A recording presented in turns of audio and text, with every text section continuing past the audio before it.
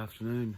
Welcome to more accounts of walking slowly downhill, a long walk along the Murray from source to mouth that took place in 2015. This is the account of the 69th day from Milang to Melbourne. A couple of rest days in Melbourne, looking after my family.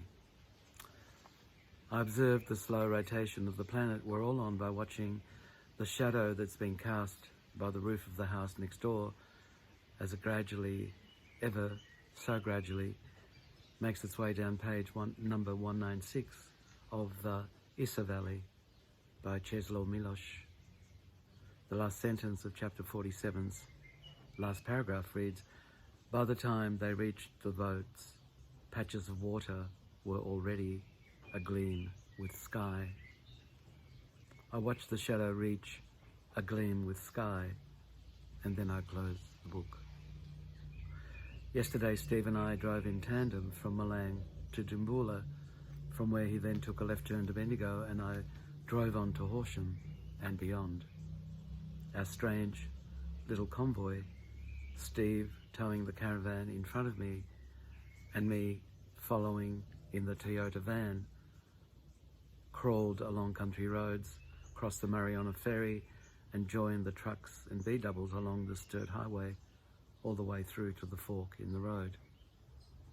During all of it, we communicated via the walkie-talkies we used on the walk, casually sharing observations about old buildings, the sky, cars zooming by.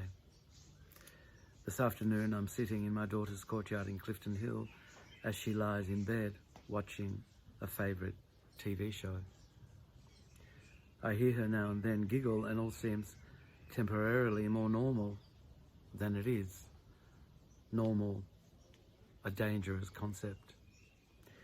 I reopen the book and see that the rest of Milosz's paragraph preceding its last sentence is now in deepest shadow, and so can be revealed. The lake was mantled with winding strands of mist. From high up on the steep path, they spotted the boats, one end beached on the shingle, the other in a mist revealing here and there a flawless smoothness, with their ribbed interiors seemingly immobilized forever. As I place the book on the bench where my feet are resting, I realize that in fact I continue to walk slowly downhill, whether it's by the banks of the Murray or not. This is a grave but liberating thought, one that allows me to keep on describing the journey, however and wherever it may unfold. Is not the river simply our life, and doesn't the path we take alongside it, following the flow's love of gravity right from its birth until it meets the greater source, describe our very own? I reopen Milosz's book, and the first paragraph of chapter 48 reads, "Duties and pleasures are never evenly divided. Handsomely feathered, the drake prefers solitude to the tedium of sitting on eggs and the guardianship of the young. But a duck is either nesting during the best months of the year, May, June and July, or trailing a string of quacking creatures, her freedom of movement always checked by the unhappiest, perhaps most sensitive link in the chain. Along this walk, I've seen so many ducks, drakes and quacking creatures on the great river's edges and deep in flowing water, nesting, testing each other, learning to flap wings, even breaking away, then taking off and eventually flying, always being watchfully guarded by their loving parents. But I must stop now.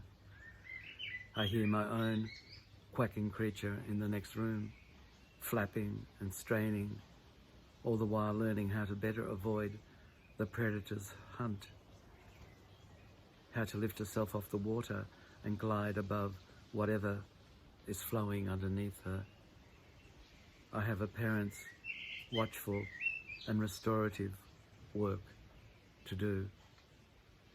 My legs still feel strong. This walking will go on.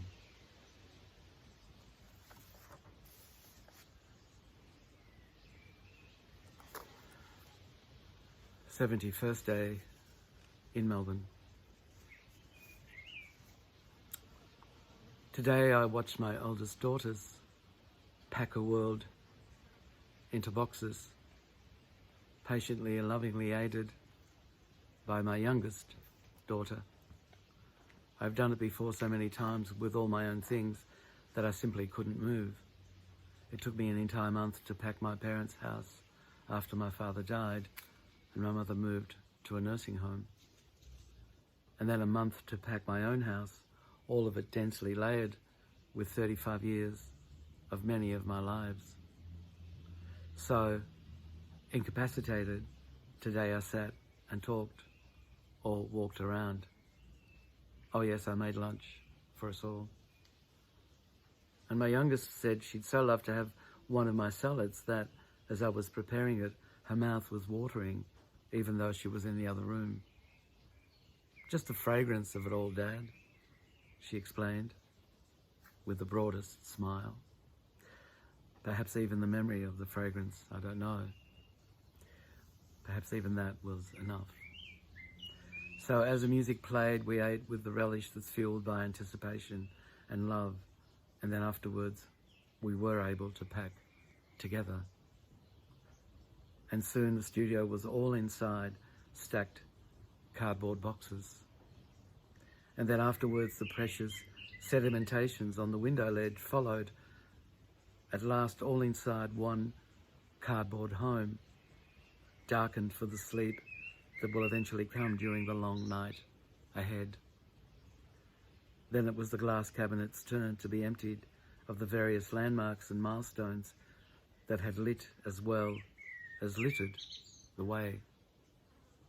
Children's first milk teeth, scrawled notes, books, fragments of handmade cups. The last tiny object that had sat in the darkened corner of the cabinet's top shelf for God knows how long finally emerged, almost forgotten, except for the last of the sun's rays, filtering golden through the leaves of the olive tree outside the window, right into the corner it had inhabited until this moment. And the rays revealed a tiny slingshot, elastic, sagging, slackly, probably excitedly and inexpertly made by a very young boy a long time ago. My eldest daughter picked it up ever so gently, handled its forked twig as though remembering something, and then placed it in its resting place among the other relics, box ready to be taped closed. Camberwell Market, she said with a tired smile, and looked past me to the kitchen window through which the stray late ray had probed, searched for and eventually found the boy's handmade treasure.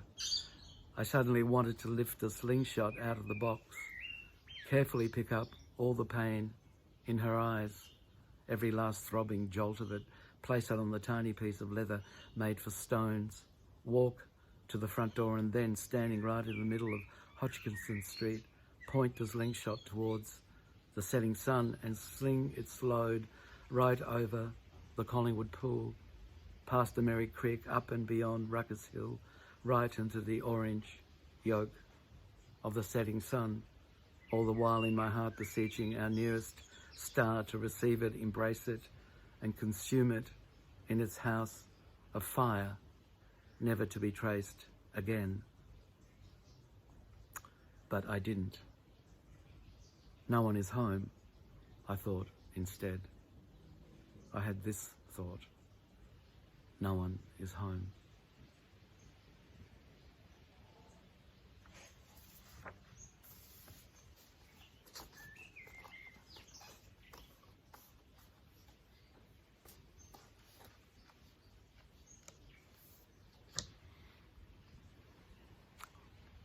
So, until tomorrow's accounts, have a peaceful weekend.